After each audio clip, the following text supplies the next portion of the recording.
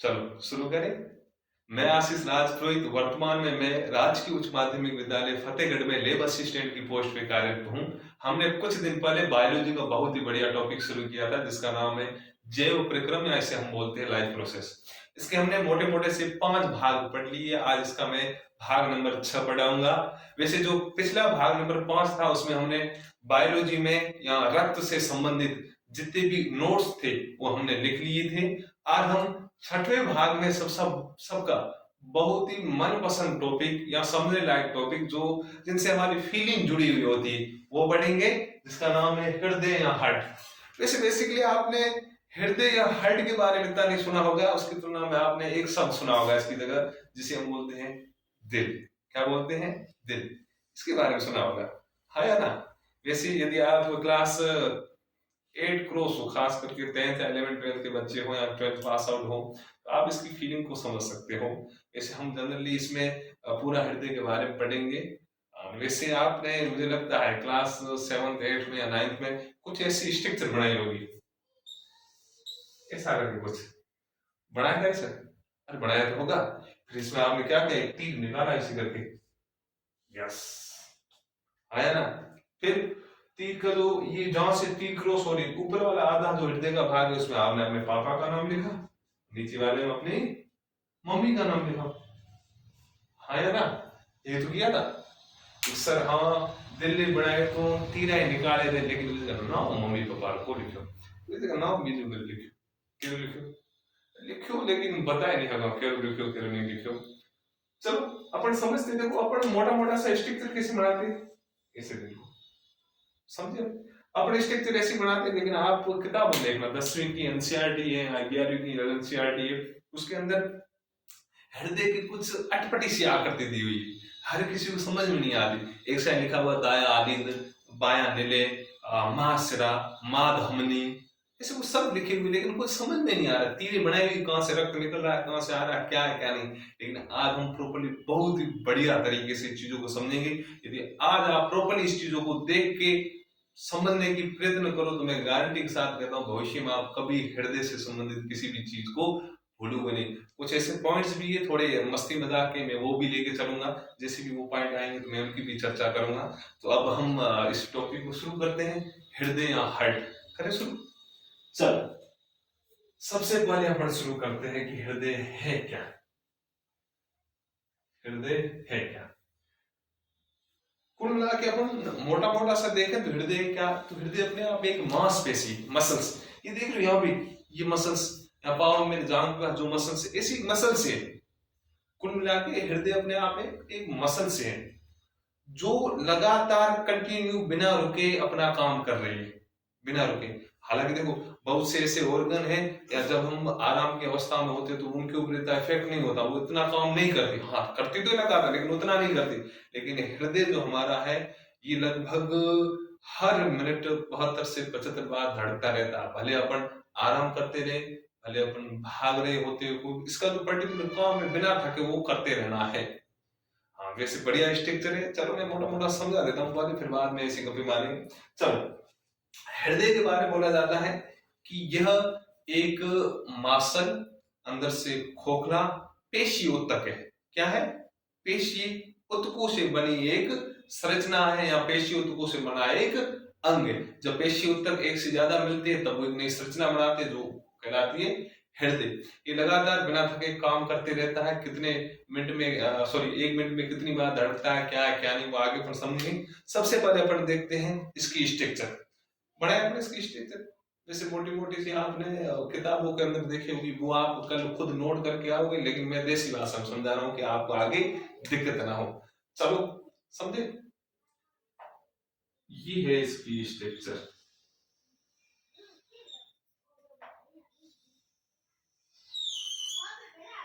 कैसा दिख रहा है?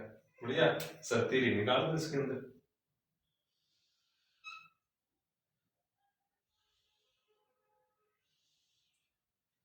ये है हमारा हृदय या दिल। ऐसे बनाना जैसे मैं बना रहा हूं। देखो कुल मिला क्या बोला जाता है, हृदय एक पेशीय उत्तकों का समूह है जो अंदर से खोखला और मांसल होता है।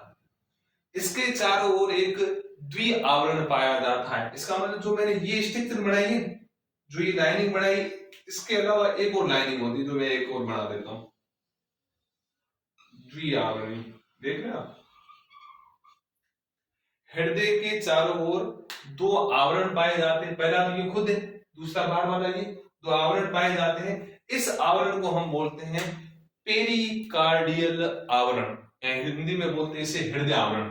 आप हिंदी में लिख लो, बाहर वाला ये आवरण इसे बोलते हैं हृदय आवरण, या इंग्लिश में आप लिख लो इसे बोलते हैं, वैसे लिखो पेरिकार्डियल,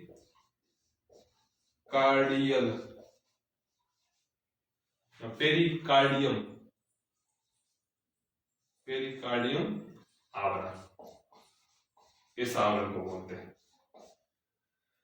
इस जो देखो डबल जो आवरण बना हुआ है, अंदर वाली लाइनिंग बीच वाली लाइनिंग, इसके मध्य एक द्रव भरा हुआ होता है, एक लिक्विड भरा हुआ होता है। ये देखो आप, लिक्विड, द्रव, द्रव भरा हुआ होता है। इस द्रव को बोलते हैं पेरिकार्डियल द्रव, यानी पेरिकार्डियम आवरण के अंदर जो द्रव होता है उसे बोलते हैं पेरिकार्डियल द्रव, या इसे बोला जाता है हृदय आवरण द्रव।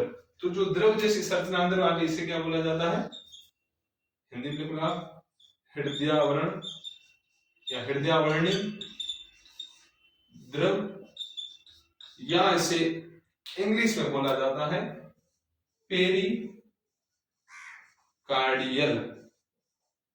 पेरिकार्डियल द्रव या फ्लूइड बोल दो आप, द्रव। वो था पेरिकार्डियम, ये है पेरिकार्डियम। चलो मोटा मोटा सा, और क्या है, हृदय बाहर से ये ध्यान रखना, सबसे बाहर वाला जो द्वि आवरण होता है उसे हम बोलते हैं हृदय आवरण या पेरिकार्डियम आवरण। अब जो हृदय आवरण के अंदर जो द्रव भरा हुआ होता है उसे बोलते हैं हृदय आवरणी द्रव या पेरिकार्डियम द्रव। इस द्रव का क्या काम होता है, यदि बाहर से अपने यहाँ कोई पंच मार दे, मुक्का मार दे, तो हृदय को बाहर आघातों से बचाने का काम ये द्रव करता है, ये लिक्विड करता है। अब अंदर चलते हैं अपन। हृदय के अंदर 4 कोष्ठक होते हैं, 1 2 3 4। हृदय के अंदर 4 कोष्ठक होते हैं। ऊपर वाले अपेक्षाकृत छोटे होते हैं जिन्हें हम बोलते हैं आलिंद। क्या बोलते हैं, ऊपर वाले जो अपेक्षाकृत छोटे होते हैं उसे बोलते हैं आलिंद। नीचे वाले अपेक्षाकृत थोड़े बड़े होते हैं जिन्हें हम बोलते हैं निलय। ऊपर होंगे आलिंद, नीचे होंगे निलय। कितने कोष्ठक होते हैं, 4। पता, कुछ लोग इस हृदय के अंदर 10-15 जनों को लेकर बैठ जाते हैं। सबसे पहले मम्मी पापा को बिठाते हैं, फिर पता नहीं किसी न किसी को बिठा देते। कुछ तो ऐसे होते हैं जो 4-4 5-5 जनों को बिठा देते। अब मुझे ये पता नहीं आप कितनों को बिठा बैठे हो, 10 को बिठा बैठे होंगे, हाँ ना? हाँ सर है, एक मम्मी, एक पापा, एक सिस्टर, एक भैया, एक दादा दादी, है ना सर? वो तो गप है, बिठा दो, हम बिठा मेरे लेके, लेकिन थाना नाम पे वो कौन। चलो अपन बढ़ते आगे। ऊपर वाले तो अपेक्षाकृत छोटे कोष्ठक होते हैं, उन्हें आलिंद कहते हैं। नीचे वाले थोड़े बड़े होते हैं, उन्हें बोलते हैं निलय। आप ये डायग्राम देखकर मुझे बता सकते हो इन चारों कोष्ठकों में सबसे बड़ा कौन सा? 1 2 3 4, सबसे बड़ा वाला कौन सा? वेरी गुड, 4 नंबर वाला, ये सबसे बड़ा दिख रहा है। अब देखो मैं जैसे खड़ा हूं वैसे ऐसे लेना हृदय को। हृदय होता कहां है? यहाँ। आप में से अधिकांश बोले सर बाईं और या लेफ्ट हैंड साइड, यहाँ दावड़ी और इस साइड होता है ना, हृदय बीच में होता है। यहाँ पे एक अस्थि होती है जिसे बोलते हैं स्टर्नम, ठीक इसके बीचों बीच होता है। क्योंकि सर हम कभी भी हृदय की धड़कन सुनते हैं तो अपना हाथ इधर रखते हैं, है ना, बीच में तो नहीं रखते। इधर क्यों रखते? होता बीच में, हालांकि हृदय के अपने आकृति की बात करें, बंद मुट्ठी के आकार का होता है, इतना होता है, बस टिन्ना सा है। पता नहीं आप 20-25 को बिठा बैठे हो, टिन्ना सा होता है, बंद मुट्ठी के आकार का। लेकिन ये बड़ा वाला भाग है, ये तीखा वाला भाग है, ये थोड़ा इस साइड निकला हुआ होता है, लेकिन लेफ्ट हैंड साइड है, यहाँ बाईं ओर थोड़ा सा निकला होता है, जिस कारण हमें हृदय की धड़कन थोड़ी इस साइड ज्यादा सुनाई देती। होता बीचों बीच यही हृदय, लेकिन ये थोड़ा सा इस साइड, जो नीले वाला या नीचे वाला भाग होता है, ये थोड़ा बाईं ओर होता है, इस कारण हमें हृदय की धड़कन इस साइड सुनाई देती। चलो अब वापस में आता हूँ। ये स्ट्रक्चर ऐसे मानिए, यहाँ पर ऐसे बड़ा हुआ, देखो ऊपर वाले 2 आलिंद, नीचे वाले 2 निलय। इस साइड वाला आलिंद वो कौन सा कहलाएगा? जिमनी साइड। इसको बोलेंगे दाया। जिमनी की बोला दाया, दावड़िन की बोलो बाया। तो इस साइड वाला जो आलिंद होगा उसे बोलेंगे दाया आलिंद, इस साइड वाला बायां आलिंद। तो नीचे इसे हम लेते नीले में आते तो इस साइड वाला दायां नीले और इस साइड वाला बायां नीले। बस अपन नाम लिख लेते। अब मैं नाम दे रहा हूं उसके अंदर लिख रहा हूं। ऊपर दो आलिंद छोटे कोष्ठक को इसमें लिख लो। ये है आलिंद कौन सा है? दायां आलिंद। कैसा है? दायां आलिंद। दायां कैसे बोला मैंने उसको? यहां से ऐसे लिखाया, इस साइड है दायां दायां आलिंद। ये क्या होगा? बायां आलिंद। क्या होगा? बायां आलिंद। ये लिख लो बायां आलिंद। चलो ये क्या है? नीचे दो क्वेश्चन नीले कहलाते, ये इस साइड है, इसका मतलब दायां नीले। क्या? दायां नीले। और ये वाला भाग ये बायां नीले। क्या? बायां नीले। अब यहाँ पर एक बहुत बढ़िया क्वेश्चन बनता है, वापस मैं पूछ लेता हूं, मैंने पहले पूछा। हृदय के चारों कोष्ठकों में सबसे बड़ा कोष्ठक कौन सा होता है? कौन सा होगा? तब आपका आंसर जाएगा सर बायां नीले। ये पूछा जाता है एकदम। हृदय के चारों कोष्ठकों में सबसे बड़ा कौन सा होता है? बायां नीले। ये ध्यान रखना, चारों से पूछे। चलो ये था दायां आलिंद, बायां आलिंद, दायां नीले, बायां नीले। मोटा मोटा सा ये ध्यान रखना हृदय की संरचना के अंतर्गत हम देखें तो। और क्या है? यदि मैं और आगे बढ़ू तो देखो हृदय की दाएं आलिंद वो बाएं आलिंद की सॉरी दाएं आलिंद वो दाएं नीले के बीच कपाट पाए जाते हैं। क्या पाए जाते हैं? कपाट यानी गेट पाए जाते हैं। जो दायां आलिंद वो दाएं नीले के बीच में जो गेट होता है उसे बोलते हैं हम त्रिवलनी। सॉरी इसे हम बोलते हैं अपने मीटर नहीं, हाँ त्रिवलनी कपाट। क्या बोलते हैं? त्रिवलनी कपाट। इस साइड होता है, इसे बोलते हैं अपन त्रिवलनी कपाट। जो बाएं आलिंद और बाएं नीले के बीच में होता है उसे बोलते हैं द्विवलनी कपाट या मिट्रल कपाट। क्या बोलते हैं? द्विवलनी कपाट या मिट्रल कपाट। तो देखो दाएं आलिंद दाएं नीले के बीच में जो कपाट या गेट पाया जाता है उसे बोलते हैं त्रिवलनी, और बाएं आलिंद वो बाएं नीले के बीच में होता है वो होता है द्विवलनी। क्या? द्विवलनी। सिंपली बात है, पहले रक्त यदि आलिंदों में आया तो नीले में जाना भी जरूरी है, वहां से नीचे की ओर आएगा, इन गेटों की सहायता से आता है। एक को हम बोलते हैं द्विवलनी कपाट, एक को बोलते हैं त्रिवलनी कपाट। सिंपली बात होते जैसे गेट की तरह होते। अब तो अधिकांश अपन किसी भी रूम के अंदर प्रवेश करें तो एक ही होता है, जैसे खोलिया वैसे। पहले क्या है? दो कपाट होते पता है, तो अपन मोस्टली ऐसे गेट खोलते थे। चलो ये यदि ऐसे है तो दो कपाट वाला हो गया, और कुछ ऐसे गेट होते जिनमें तीन तीन कपाट होते। तीन वाले कपाट किस साइड होंगे? दाएं आलिंद दाएं नीले में, और बाएं आलिंद बाएं नीले में कैसे होंगे? द्विकपाट वाले। मोटा मोटा से ये ध्यान रखना है। इन कपाटों का काम क्या होता है कि आलिंद से जो रक्त नीले में आया उनको वापस ऊपर जाने नहीं देना। एक दिशा में चलने देते, वापस ऊपर जाने नहीं देते। अधिकांश चीजें ये थी। डायग्राम आप बना दो और उसके अंदर कुछ लैंग्वेज है मैं लिखवा देता हूं, लिखूंगा नहीं लिखवा देता हूं। हृदय की हृदय की आप ये लिख लो, ऊपर से ये बना दो। ये तो बनाना बेसिक समझने के लिए, लेकिन आप वास्तविक रूप से डायग्राम बनाओगे। आपकी जो एनसीईआरटी किताब में 10वीं वालों के 10वीं पढ़ी, आज डायग्राम हृदय का पढ़ा, और 11वीं की है उनके 11वीं बायोलॉजी के अंदर इसका डायग्राम है। तो मोटा मोटा से ये आप बना दो। अब मैं थोड़ी बहुत इसकी लैंग्वेज लिखवाता हूं। चलो बना दो इसको, थोड़ी शायरी भी पढ़ लू मैं देते।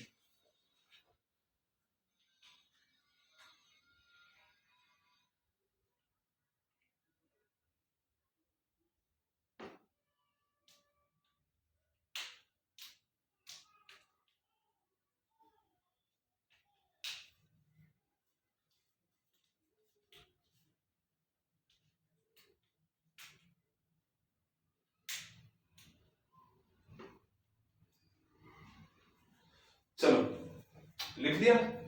अब इस पे लैंग्वेज लिखो, सबसे इंपॉर्टेंट है। मैं लैंग्वेज पूरी लिखाऊंगा, जो अभी बोला वो सब उसके अंदर आ गया है। चलो देखो आप, देखो लैंग्वेज वैसे बोल ही देता हूँ यही में, पर प्रॉपर्ली मुझे याद ही नहीं। चलो आप लिखो इसमें, पेशी उत्कों से बना, पेशी उत्कों से बना मानव हृदय, पेशी उत्कों से बना मानव हृदय मासल, खोखला तथा बंद मुट्ठी के आकार का। वापस रिपीट कर रहा हूं, पेशी उत्कों से बना मानव हृदय मासल, खोखला तथा बंद मुट्ठी के आकार का लाल रंग का होता है। किस रंग का होता है? लाल रंग का। हृदय की जो आकृति जो रंग है वो कैसा होता है? लाल रंग का। चलो इससे आगे लिखो आप। अब जो मैंने समझाया वो चीज आएगी। क्या है? यह एक दोहरी भित्ति के झिल्ली में आवरण द्वारा घिरा हुआ रहता है। आवरण द्वारा घिरा हुआ रहता है। इसे हृदयावरण यहां आप लिख लो पेरिकार्डियम आवरण कहते हैं। इसे हृदयावरण या पेरिकार्डियम आवरण कहते हैं। यहां तो कह दिया। चलो मैं वापस रिपीट कर देता हूं पूरी लाइन। लिखो आप ध्यान। पेशी ऊतकों से बना मानव हृदय मांसल, खोखला तथा बंद मुट्ठी के आकार का लाल रंग का होता है। यह एक दोहरी भित्ति के झिल्ली में आवरण द्वारा घिरा हुआ रहता है, जिसे हृदयावरण या पेरिकार्डियम आवरण कहते हैं। इससे आगे लिखो। इस हृदयावरण में एक द्रव पदार्थ पाया जाता है। इस हृदयावरण में एक द्रव पदार्थ पाया जाता है जिसे पेरिकार्डियल द्रव या हृदयावरणीय द्रव कहते हैं। जिसे पेरिकार्डियल द्रव या हृदयावरणीय द्रव कहते हैं। इस द्रव का क्या काम है? अभी बताया मैंने। इस द्रव का काम है हृदय को बाह्य आघातों से बचाना। तो आगे लिखो आप। यह द्रव हृदय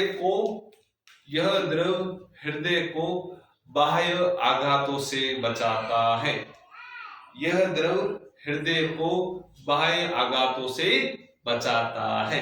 चलो यहां तक लिख लिया। अब आगे लैंग्वेज देखो आप वापस। जो मैंने चीजें अभी समझाई वही है।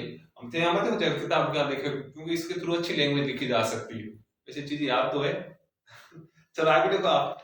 आगे देखो। हृदय में 4 कक्ष पाए जाते हैं। हृदय में 4 कक्ष पाए जाते हैं। 4 कौन से? अभी तो बताया। ऊपर वाले 2 आलिंद, नीचे वाले 2 निले। चल वापस रिपीट करता हूं। हृदय में 4 कक्ष पाए जाते हैं। ऊपरी दो अपेक्षाकृत छोटे होते हैं। ऊपरी 2 अपेक्षाकृत छोटे होते हैं तथा आलिंद कहलाते हैं। निचले 2 हिस्से अपेक्षाकृत बड़े होते हैं तथा निलय कहलाते हैं। अभी बोला ऊपर वाले 2 आलिंद छोटे होते हैं, नीचे वाले निलय बड़े होते हैं। निलय में भी सबसे बड़ा कौन सा? बायां निलय। कौन सा? बायां निलय। चलो वापस रिपीट कर दूंगा इनको। चलो वापस लिखो, मत ध्यान देना यदि पीछे रह गए हो तो। हृदय में 4 कक्ष पाए जाते हैं। ऊपरी 2 अपेक्षाकृत छोटे होते हैं तथा आलिंद कहलाते हैं। आगे लिखा मैंने। निचले 2 हिस्से अपेक्षाकृत या निचले 2 कक्ष अपेक्षाकृत बड़े होते हैं तथा निलय कहलाते हैं। आगे लिखो। अब आगे बढ़िए लाइन। दाएं आलिंद तथा दाएं निलय। अब ऐसे लिखो। दाएं आलिंद तथा दाएं निलय के मध्य त्रिवलन कपाट पाया जाता है। के मध्य त्रिवलन या त्रिवलक लिख लो। त्रिवलक कपाट पाया जाता है तथा बाएं आलिंद तथा बाएं निलय के मध्य कौन सा कपाट? द्विवलन। कौन सा? द्विवलन या द्विवलक कपाट पाया जाता है। सीधी बात है। दाएं आलिंद दाएं निलय के बीच में त्रिविलक, बाएं आलिंद और बाएं निलय के बीच में द्विविलक। ये आपको ध्यान रखना है। लिख लिया। अब आगे लिखो लाइन में आप। ये कपाट रुधिर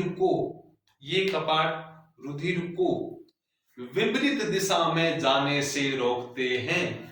ये कपाट रुधिर को विपरीत दिशा में जाने से रोकते हैं। सिंपली बात है, यदि दो आलिंदों से रक्त एक बार नीले में आया तो वापस वहां जाने नहीं देगा, क्योंकि नीले से जो इस बाएं नीले से पूरा रक्त जाता हमारी बॉडी के अंदर। कैसे जाता मैं पूरा परिसंचरण तंत्र समझाऊंगा, पहले अपन मोटा मोटा सा हृदय के बारे में लिख लेते हैं। तो सीधी बात है, आप क्या लिखोगे कि ये कपाट रुधिर को विपरीत दिशा में जाने से रोकते हैं। और आगे एक और बढ़िया लाइन है, तारा लगा लिख लो, इन कपाटों के खुलने व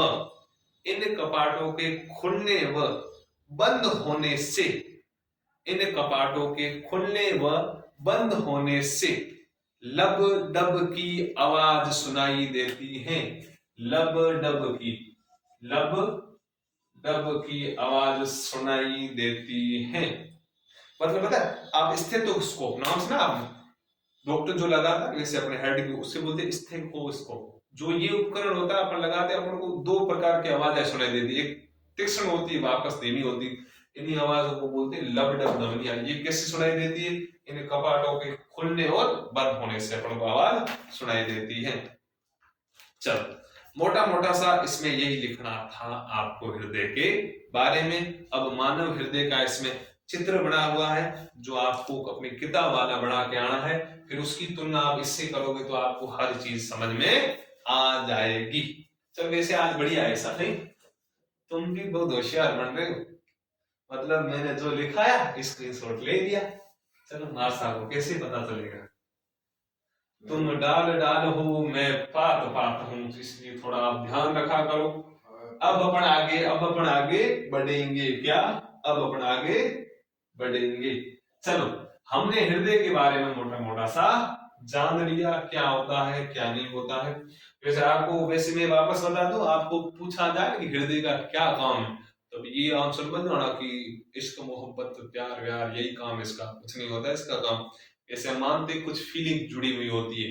हालांकि हम किसी अपोजिट सेक्स को देखते, कभी कभार धड़कन का बढ़ जाना, पसीना होना, ये जो बाहर के रोंगटे हैं, बालों का खड़ा होना करना, ये फीलिंग वाली चीजें हैं। तो यदि किसी को देखकर हार्ट बीट ज्यादा बढ़ती है तो हम उस चीज को इससे जोड़ देते हैं। वैसे ऐसा कुछ नहीं है। यदि सही ढंग से देखें तो हृदय का काम क्या है? सर ये एक मोटर की तरह है, एक पंप की तरह है, जो पूरे शरीर में रक्त को फैलाता है और कुछ नहीं। रक्त को पूरे शरीर के अंदर पंप करना किसका काम है? हृदय का। और तुम कुछ ज्यादा कचरा मत सोच बैठना। चलो हृदय पढ़ लिया, अब हम पढ़ रहे हैं रक्त परिसंचरण तंत्र, यानी अपने शरीर के अंदर रक्त घूमता कैसे, इसके बारे में अपन अब पढ़ते हैं। चलो शुरू करें अपन। टॉपिक आप हेडिंग डाल दो, सबसे बढ़िया है। पहले समझेंगे, देखो हृदय के बारे में समझ लिया, अच्छे नोट्स बना लिए। पहले अपन अब रक्त परिसंचरण तंत्र को समझते, फिर मैं नोट्स लिखाऊंगा। हेडिंग डाल दो आप बढ़िया बड़ा सा, रक्त परिसंचरण, रक्त परिसंचरण। फिर लिखो आप तंत्र, क्या लिखोगे? रक्त परिसंचरण तंत्र। यहां से बोला जाता है सर्कुलेटरी सिस्टम। क्या बोला जाता है? Circulatory system. मैं डायग्राम बना रहा हूं, वैसा बनाना और पूरा याद रखना, लाइफ में आगे सीधी बात है। सबसे पहले अपन बनाते हैं अपना दिल। हाय दिल, अच्छा नहीं बना भाई मेरे पास, अच्छा बना नहीं बना? सर कम से कम दिल तो अच्छा बनाओ, कुछ और बनाओ ना बनाओ।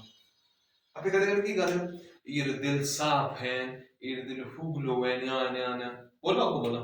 साफ मतलब ढूंढो ही वही बन, साफ मतलब कि हम लोग बोले तो बने। चलो अपन बनाते हैं अपना दिल। कैसा है? बढ़िया है। मेरा ऐसा है, तुम्हारा लाल रंग का होगा, मेरे काले रंग का है। कैसा? चलो ये हमारा हृदय। हार्ट देखो मैं कैसे डिवाइड कर रहा हूं, इसको मैंने ऐसे तोड़ा, इसको ये, इसको टिल्ला से बनाया। ऊपर वाले दो आगे, नीचे वाले दो नीले। सबसे बड़ा कौन सा लिखना? बाया नीले। अब ये हृदय है। मैं ऊपर एक बढ़िया आकृति बना रहा हूं जिसे हम बोलते हैं फेफड़े। क्या? फेफड़े। हमारे शरीर में कितने फेफड़े होते हैं? 2। चलो नीचे में एक और बढ़िया आकृति बता रहा हूं, ये हमारा शरीर। क्या है? शरीर। यहाँ पे मैं लिख लेता हूं हमारा शरीर यानी बॉडी, ये हमारा हृदय दिल, और ये हमारे फेफड़े। चलो यहीं पे मैं लिख लेता हूं फेफड़े। सही है नहीं है? लिख लिया मैंने। अब जो डायग्राम बना रहा हूं सबसे इंपॉर्टेंट है, ध्यान देना। देखो एक यहाँ से कोई रक्त की वाहिका या वाहिनी का आई, सीधी आई हृदय के अंदर, देख लिया। अब यहाँ पे मैं कोष्ठक भी बना लेता हूँ पहले, चलो फिर बाद में गड़बड़ हो जाएगी। देख लो कोष्ठक, तो कोष्ठक मतलब बार या कपाट, जो बाएं आलिंद बाएं निले के बीच में होता है उसे हम बोलते हैं द्विबल्ली कपाट, और दाएं आलिंद दाएं निले के बीच में होता है उसे हम बोलते हैं त्रिबल्ली कपाट। ऐसे बोलते हैं। चलो, यहां से एक रक्त वाहिका आई, हृदय के कौन से भाग में घुसी है? तब आप बोलोगे सर हृदय के दाहिने आलिंद में, इस साइड घुसी, सॉरी हृदय के बाएं आलिंद में। कौन से? बाएं आलिंद में, यहां से इसके अंदर घुसी। एक निचले भाग से यानी हृदय के बाएं निले से निकल के जाती है हमारे शरीर के अंदर, ऐसे पर्टिकुलर चित्र याद रखना। फिर वापस एक शरीर से निकलती है जो जाती है हमारे हृदय के वापस आलिंद वाले भाग पे। कौन सा है? कौन सा आलिंद है? दाहिना आलिंद। कौन सा? दायां आलिंद। फिर एक यहां से निकलती है वापस जाती है फेफड़ों के अंदर। ये डायग्राम ध्यान रखना, देखो गड़बड़ यहां पे करोगे, पहली यहां से आई फिर ये निकल रही, दूसरी ऊपर जा रही है, तुम ऐसा मत करना फेफड़ों वालों को ऊपर जोड़ दो, ऐसा नहीं। पर्टिकुलर यही याद रखना आपको, सबसे इंपॉर्टेंट चीज है, ये दिमाग में बैठ गई तो उसकी नैया पार है, उसकी नैया पार है। चलो वापस इसको भी मैं गहरा कर देता फिर इसको मैं गहरा कर देता हूं। अब ये पॉइंट सबसे बढ़िया समझना है। अब देखो बाद में इनका नाम कर देता हूं। ये रक्त वाहिका आ रही है, इसको हम बोलते हैं फेफड़ों से आ रही, फेफड़ों को हम बोलते हैं फुफ्फुस, इसे बोलते हैं फुफ्फुसीय। फुफ्फुसीय नाम कैसा? फुफ्फुसी, ऐसे लिखते हैं या फुफ्फुसीय ऐसे होता है। फुफ्फुसीय वहां से आ रही है इसके अंदर, इसको बोलते हैं फुफ्फुसीय शिरा। क्या बोलते हैं? फुफ्फुसीय शिरा। ध्यान रखना ना भाई। अब हृदय से जा रही है, शरीर के अंदर जा रही है, इसको हम बोलते हैं महाधमनी। क्या बोलते हैं? महाधमनी। ये डायग्राम सेट कर लेना दिमाग में भाई, फिर तुम लैंग्वेज पढ़ना तुम्हारे एनसीईआरटी वाली, इससे तुलना करना समझ में आ जाएगी। महाधमनी फिर शरीर से वापस जा रही है हृदय के अंदर, तो इसे क्या बोलते हैं? महाशिरा। क्या बोलते हैं? महाशिरा। अब हृदय से वापस फेफड़ों के अंदर जा रही, फेफड़ों के पास जा रही, इसे बोलते हैं फुफ्फुसीय। फुफ्फुसीय धमनी। क्या बोलते हैं? फुफ्फुसीय धमनी। सिंपल नाम तो है। फेफड़ों से आ रही फुफ्फुसीय शिरा, फेफड़ों के अंदर जा रही फुफ्फुसीय धमनी, हृदय से जा रही है महाधमनी, और महाधमनी, और हृदय के अंदर आ रही वो महाशिरा। इंग्लिश में लिख लिया अपन। चलो, इसे बोलते हैं महाधमनी को बोलते हैं आओर्टा, AORTA। महाशिरा को बोलते हैं वेना कावा, VENACAVA,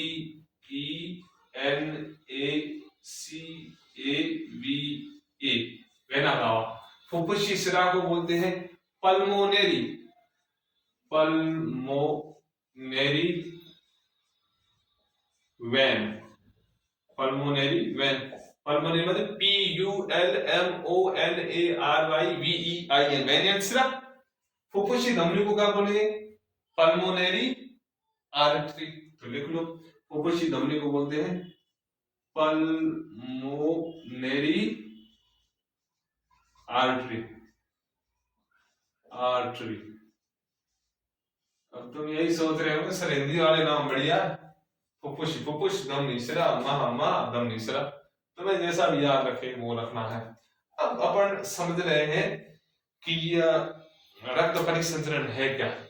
अब देखो सिंपली बात, रक्त परिसंचरण तंत्र का मतलब है ऐसा सिस्टम जो पूरा हमें नॉलेज दे कि हमारे शरीर में रक्त कैसे घूम रहा है, कौन घुमा रहा है, क्या है क्या नहीं। रक्त हमारे पूरे शरीर में घुमाने का काम करता है, रक्त हमारे पूरे शरीर में घुमाने का काम करता है, ले जाता है धमनी या सिरा, अंदर घूम रहा है। जो नलियां होती है जो इंजेक्शन डाले वो यहाँ तो धमनी या सिरा है, लेकिन पूरे शरीर के अंदर पंप करता है, पूरे शरीर के अंदर धक्का देता है, वो होता है हमारा हृदय या हमारा दिल। हमारा हृदय या हमारा दिल। अब रक्त परिसंचरण में मनुष्य के बारे में बोला जाता है, हमारे बारे में बोला जाता है कि हमारे अंदर पाया जाने वाला रक्त परिसंचरण होता है डबल सर्कुलेटरी, यानी द्विसंचरण। द्विसंचरण का मतलब क्या है कि शरीर में एक बार रक्त को जाने के लिए हृदय में 2 बार गुजरता है। शरीर में एक बार रक्त को जाने के लिए हृदय में से 2 बार गुजरना पड़ता है। इसे हम बोलते हैं डबल सर्कुलेटरी सिस्टम, जो हमारे अंदर पाया जाता है, द्विसंचरण करके ऐसा कुछ बोलते हैं। अब अपन समझते हैं घूमता कैसे। अब देखो यहाँ पे क्या बोला जाता है, पहले मैं समझा देता हूँ, फिर मैं बड़ी लैंग्वेज दिखा दूंगा। जब शरीर से, देखो एक दो चीजें, फुफ्फुसी शिरा फेफड़ों से आ रही है, फेफड़ों से रक्त आ रहा है हृदय के अंदर, यानी फेफड़ों से आ रहा, तो इस रक्त के अंदर क्या होगी, ऑक्सीजन। फेफड़ों से हम क्या लेते, बाहर से ऑक्सीजन तो लेते, रक्त के अंदर आती है। फेफड़ों से हृदय के अंदर जो रक्त आया उसमें ऑक्सीजन थी, हृदय ने आगे पंप किया, इसका मतलब मां धमनी में भी कौन सा ऑक्सीजन है, क्या है, ऑक्सीजन। अब शरीर के अंदर यानी शरीर में किसी भी भाग में चला गया तो वहां पर क्या होगा, श्वसन होगा, श्वसन के फलस्वरूप क्या बढ़ेगी, कार्बन डाइऑक्साइड, ऑक्सीजन तो वहां यूज होगी।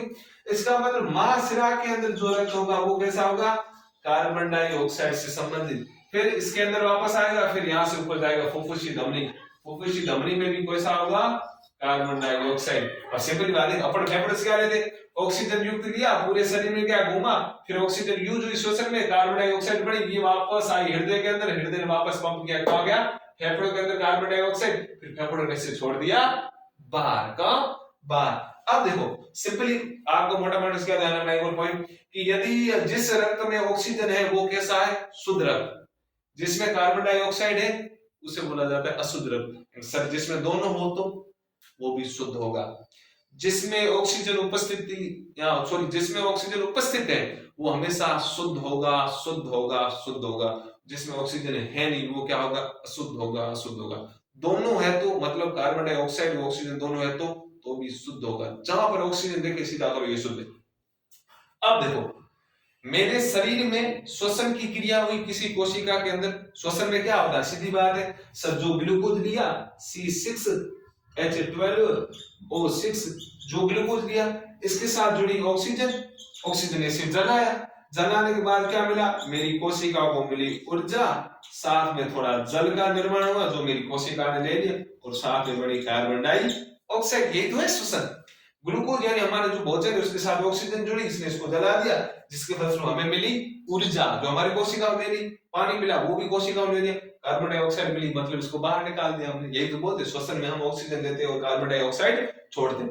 अब शरीर में ये क्रिया चली, मेरे शरीर के अंदर ये क्रिया चली, फिर बढ़ा कार्बन डाइऑक्साइड। कार्बन डाइऑक्साइड इस रक्त में घूमता घूमता यहाँ से किस रक्त में, महाशिरा वाले, महाशिरा से घूमता घूमता हृदय के सबसे ऊपर वाले आलिंद, कौन सा आलिंद, दाया आलिंद, दाया आलिंद में गया, दाया आलिंद हुआ संकुचित, दाया आलिंद हुआ संकुचित, संकुचित होते ये त्रिवल्ली कपाट या त्रिवलक जो कपाट है ये खुल गए।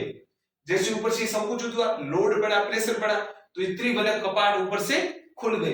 जैसे ही खुले जो रक्त कार्बन डाइऑक्साइड युक्त था वो आ गया निले के अंदर, कौन सा निले, दाया निले, निले के अंदर आया। जैसे ही निले के अंदर आया, निले ने लगाया प्रेशर, प्रेशर लगाया तो वो रक्त चला गया फुफ्फुसी धमनी से सीधा फेफड़ों के अंदर। आप सोच रहे सकते हो, जैसे निले ने लगाया प्रेशर, प्रेशर में नली की सहायता से चला गया जो रक्त था फेफड़ों के अंदर, लेकिन थोड़ा रक्त ऊपर जाने की कोशिश कर रहा था वापस आलिंदों के अंदर, लेकिन इसे इस कपाट ने रोक लिया, विपरीत दिशा से जाने से रोक रहा है।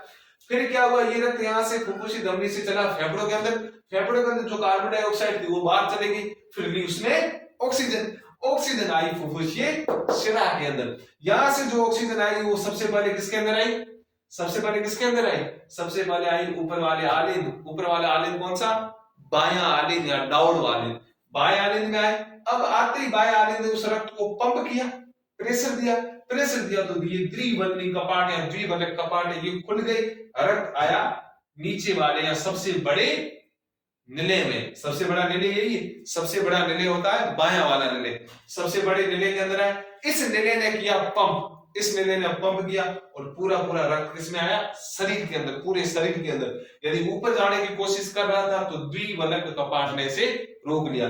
अब यहाँ पे सबसे बढ़िया क्वेश्चन बढ़ता है कि सर हृदय के जो कोष्ठक होते हैं, जो कक्ष होते हैं, उसमें सबसे बड़ा कौन सा होता है, तब हम बोलते हैं सर वो होता है बायां निले, बायां निले, डाउडो निले।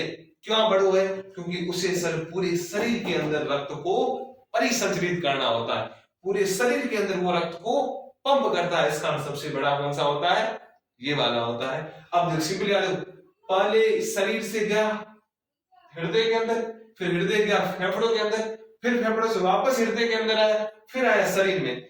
शरीर में एक बार आने के लिए रक्त हृदय में कितनी बार गया? 2 बार। इसलिए हमें बोलते हैं हमारे अंदर जो परिसंचरण तंत्र होता है डबल सर्कुलेटरी, यानी द्विपरिसंचरण तंत्र। द्वि कैसे? वापस देखो, शरीर से रक्त एक बार किसमें गया? हृदय के अंदर, फिर हृदय से एक बार आ गया, एक बार गया हृदय के अंदर, शरीर से एक बार गया हृदय के अंदर, फिर हृदय ने पंप किया फेफड़ों में, फिर फेफड़ों से वापस आया हृदय में, फेफड़ों से आया हृदय में। अब देखो शरीर से तो एक बार घुमा, लेकिन हृदय में कितनी बार आ गया? 2 बार। इसका हम बोलते हैं हम द्विसर्कुलेटरी सिस्टम हमारे अंदर पाया जाता है। बहुत ही बढ़िया टॉपिक है, समझ लो। आप हृदय वाला पहला वाला डायग्राम जो मैंने बनाया वो और ये थोड़ा तुलनात्मक रूप से समझ सकते हो। एनसीईआरटी की लाइन पढ़ लेना, आपको कोई भी लाइन ऐसा नहीं कि जिसमें आपको डाउट रहेगा। ये बढ़ा लो आप। अब मैं इसके आपको लिखवा रहा हूं नोट्स। क्या लिखवा रहा हूं? नोट्स। इसे आज हम पूरा करेंगे। चलो बढ़ा दोगे आप? लिख लो वैसे। अब चलो आप रक्त परिसंचरण तंत्र में ये लिखा, अब नीचे आप नोट्स लिखना शुरू करो। चलो बढ़ाओ, लिखो, शुरू करें।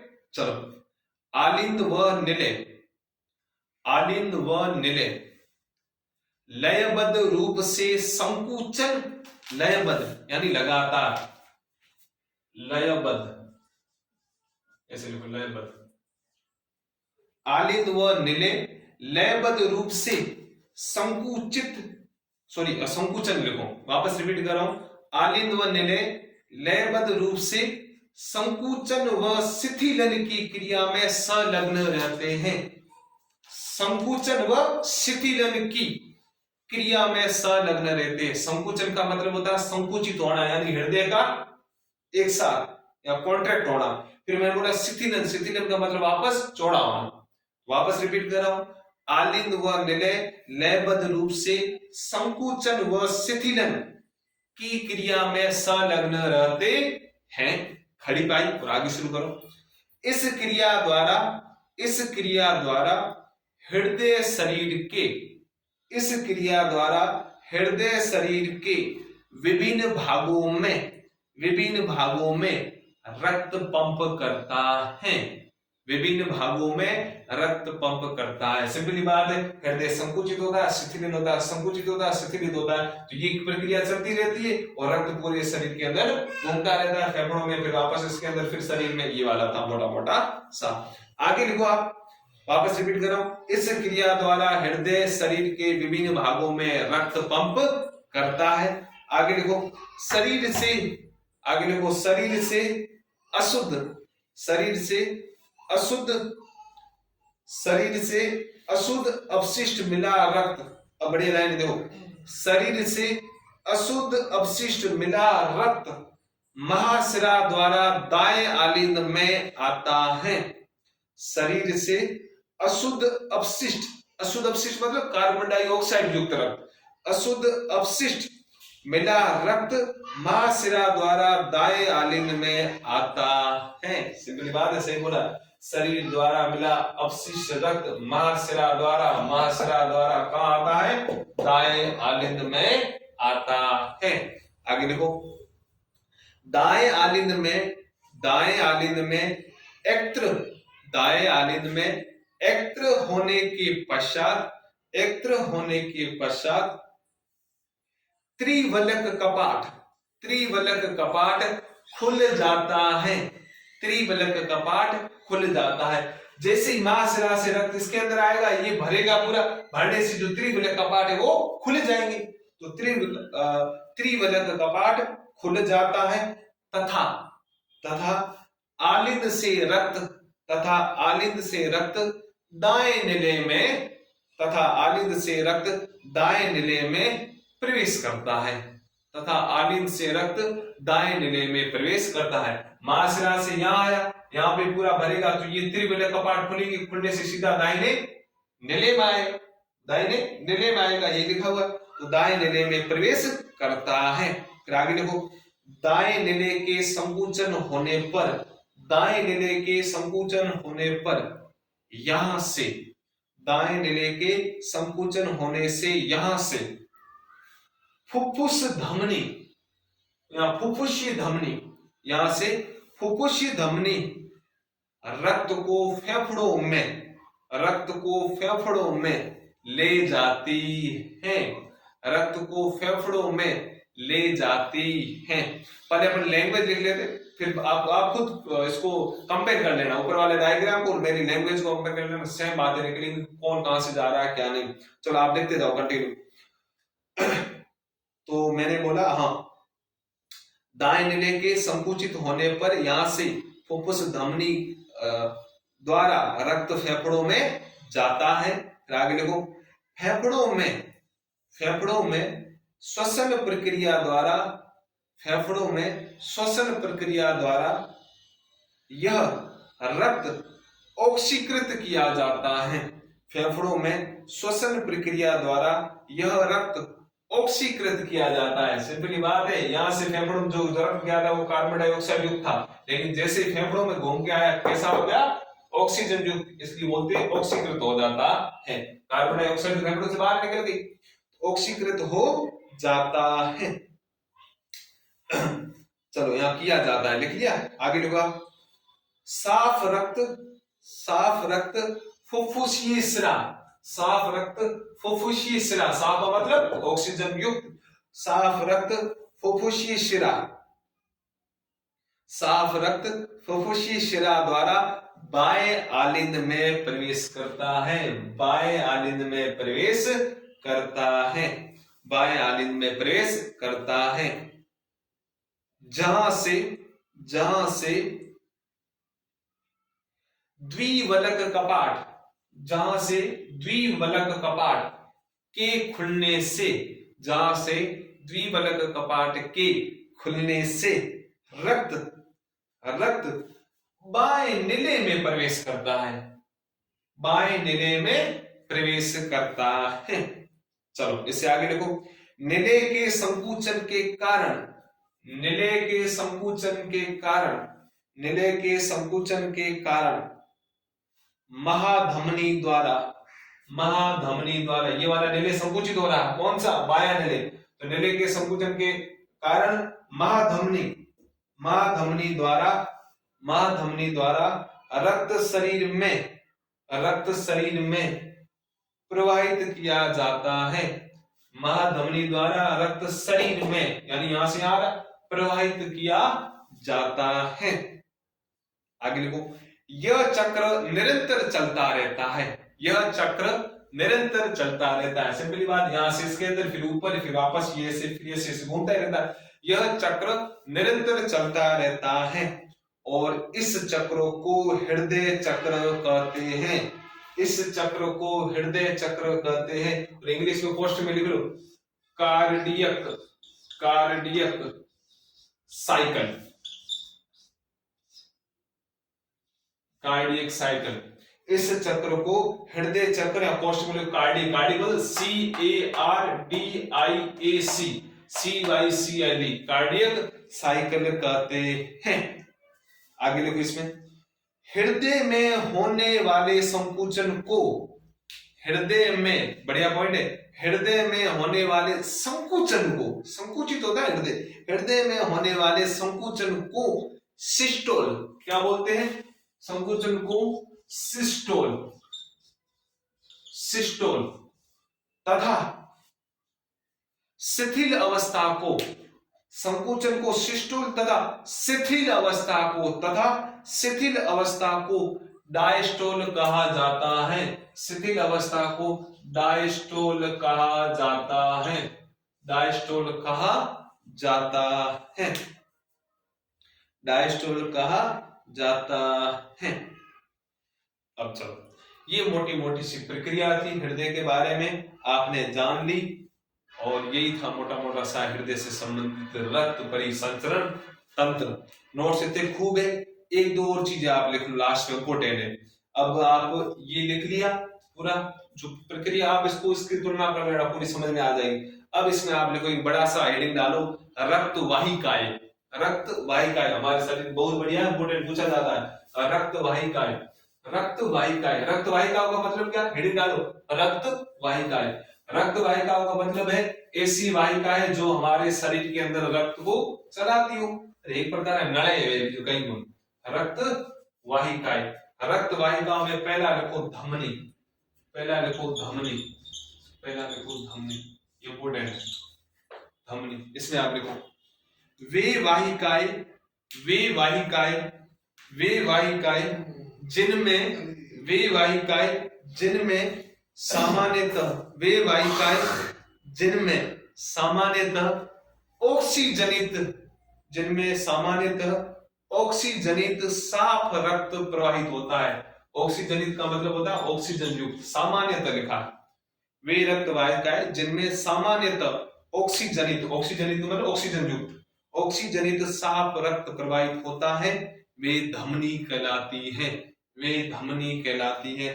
और इसमें सबसे बढ़िया पॉइंट नीचे लिख लो, इसमें बढ़िया पॉइंट लिख लो, ये रक्त को, ये रक्त को, ये रक्त को हृदय से, हृदय से हमेशा दूर ले जाती है, हमेशा दूर ले जाती है, दूर ले जाती है। ये लिख लो, ये रक्त को हृदय से हमेशा दूर ले जाती है।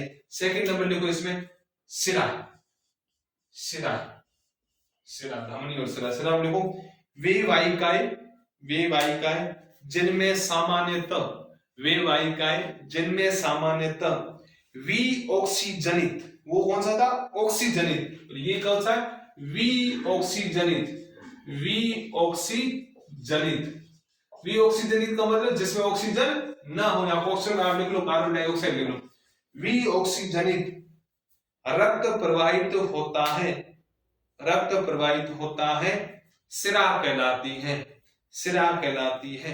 और इसमें इंपोर्टेंट वर्ड आगे करके लिखो, इंपोर्टेंट वर्ड लिखो, ये रक्त को, ये रक्त को हमेशा हृदय की ओर लाती है, ये रक्त को हमेशा हृदय की ओर लाती है। मोटा मोटा सही था, धमनियां होती ले जाती है, ये वापस लाती है। आज का टॉपिक हो गया पूरा, कल आप प्रॉपर्ली नोट्स बना के आओगे। आज मैंने लिखा है नहीं तो आपको खुद को ही लिखने हैं, मैं कॉपियां चेक करूंगा। वैसे कोई डेढ़ होशियारी करने की कोशिश न करे, मैं किसी और से लिख लूंगा क्या है क्या नहीं, ऐसा नहीं होना। बढ़िया मेहनत करनी है, बहुत बढ़िया टॉपिक है, हर किसी को हृदय समझ में नहीं आता। तो आप जो लैंग्वेज लिखाई, जो मैंने चित्र बनाया उसको तुलना कर देना, एक एक पॉइंट तुम्हें समझ में आ जाएगा। जय हिंद, गुड बाय।